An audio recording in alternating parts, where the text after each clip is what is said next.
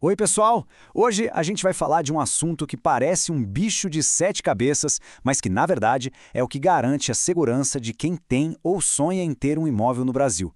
É isso mesmo, o registro de imóveis. Então, bora mergulhar nesse universo e entender como ele funciona na prática. Olha, muita gente pensa que sim, né, que basta aquele papel assinado no cartório de notas para se tornar oficialmente o dono de um imóvel. Mas será que é só isso mesmo? A resposta pode te surpreender e, mais importante, é ela que protege o seu patrimônio. Para a gente não se perder, nossa análise de hoje vai seguir 4 passos bem simples. Primeiro, a segurança por trás do sistema.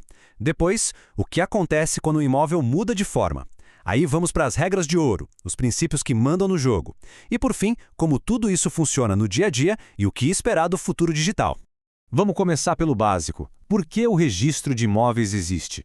Bom, ele foi criado para botar ordem na casa e principalmente trazer segurança jurídica para um cenário que antigamente era um verdadeiro labirinto de papéis e muita, mas muita incerteza. A ideia central é essa aqui: diminuir riscos. O registro faz com que a história do imóvel seja pública e confiável. Isso protege não só quem está comprando, mas também quem usa um imóvel como garantia para conseguir um crédito, por exemplo.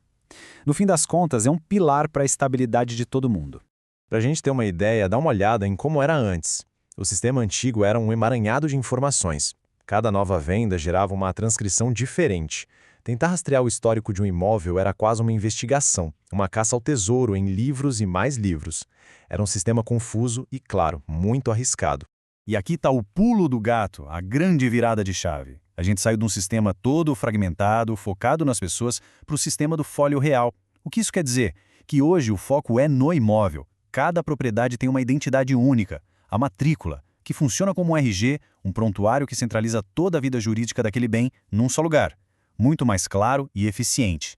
Mais claro, a história de um imóvel não é estática. Pelo contrário, os imóveis mudam, eles se transformam e o registro precisa, obviamente, acompanhar cada uma dessas mudanças, sejam elas físicas ou legais. E existem vários jeitos de um terreno mudar de forma. Na fusão, por exemplo, 2 ou mais terrenos vizinhos do mesmo dono viram um só. Já na agregação, um pedaço de um é juntado no outro. E temos também o desdobro e o desmembramento, que é quando um imóvel maior é dividido em partes menores. Cada uma dessas operações, claro, vai gerar uma mudança lá na matrícula. E aqui vem um ponto fundamental. Ninguém pode fazer essas mudanças por conta própria, não. É indispensável ter a autorização da prefeitura. É o município que vai checar se a alteração respeita as leis da cidade, como o tamanho mínimo dos lotes e as regras de zoneamento. Tudo para garantir um crescimento urbano organizado. Ok, já entendemos o porquê e o que é registrado. Agora, vamos entrar no coração do sistema, as regras do jogo. Existem alguns princípios, umas regras de ouro, que são a base de tudo no registro de imóveis. Esse aqui talvez seja o princípio mais importante de todos, aquele que todo mundo deveria saber. No Brasil tem um ditado famoso que diz: só é dono quem registra. É isso. A escritura pública que você faz no cartório de notas é só o primeiro passo. A transferência da propriedade de verdade só acontece quando essa escritura é registrada lá na matrícula do imóvel. Esse princípio cria uma espécie de corrida ao cartório. Sabe por quê? Porque quem chega primeiro tem a preferência. O número de protocolo, que a gente chama de prenotação, funciona como uma senha. Ele garante o seu lugar na fila e protege o seu direito contra qualquer outra pessoa que chegue depois com um documento sobre o mesmo imóvel. E esse exemplo deixa bem claro o poder da prioridade. Imagina que um vendedor age de má fé e vende o mesmo imóvel para 2 pessoas diferentes. Sabe quem vai ser considerado o dono legal? Aquele que levar a escritura para registrar primeiro. O outro, infelizmente, vai ter que buscar uma indenização na justiça contra o vendedor. Por isso, agilidade é tudo. O registrador de imóveis não é só uma pessoa que carimba papéis, muito pelo contrário. Ele tem a função de ser um verdadeiro filtro, um guardião da lei. Antes de fazer qualquer registro, ele faz uma análise jurídica super detalhada do documento, a tal da qualificação. Isso serve para garantir que só documentos perfeitos, sem nenhum problema legal, entrem na matrícula.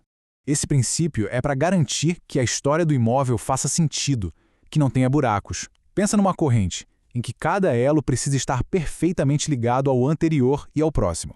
É a mesma coisa aqui.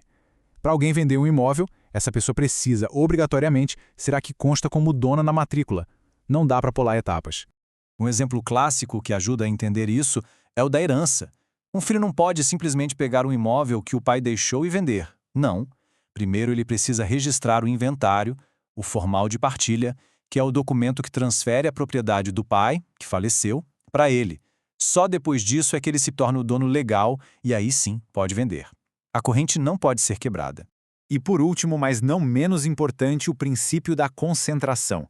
Ele basicamente diz que a matrícula deve ser a fonte única e central de todas as informações sobre o imóvel. A ideia é que tudo que for relevante, uma dívida, uma hipoteca, uma ação na justiça, tem que estar concentrado ali. Isso protege quem vai comprar, porque a pessoa pode confiar que tudo que importa sobre aquele imóvel está naquela matrícula. Bom, a gente já viu os princípios, as regras do jogo, agora vamos ver como isso tudo se materializa no dia a dia do cartório e como a tecnologia já está transformando essa realidade. E aqui, pessoal, fica um alerta super importante. Aquele tempo entre a assinatura da escritura e o registro dela no cartório é um período de altíssimo risco. Por quê? Porque nesse meio tempo pode aparecer uma dívida do vendedor e o imóvel acabar sendo penhorado. Então, a dica de ouro é: registrou, levou. Quanto mais rápido, mais seguro. Na prática, o trabalho do cartório gira em torno de 3 atos principais. A matrícula, como a gente já viu, é o RG do imóvel. O registro é o ato principal, aquele que de fato transfere a propriedade, como numa compra e venda. E a averbação é como se fosse uma atualização de cadastro, sabe? Anota coisas como uma mudança no estado civil do dono, ou a construção de uma casa no terreno. E futuro, claro, é digital. Uma lei bem recente criou um sistema eletrônico unificado chamado SERP.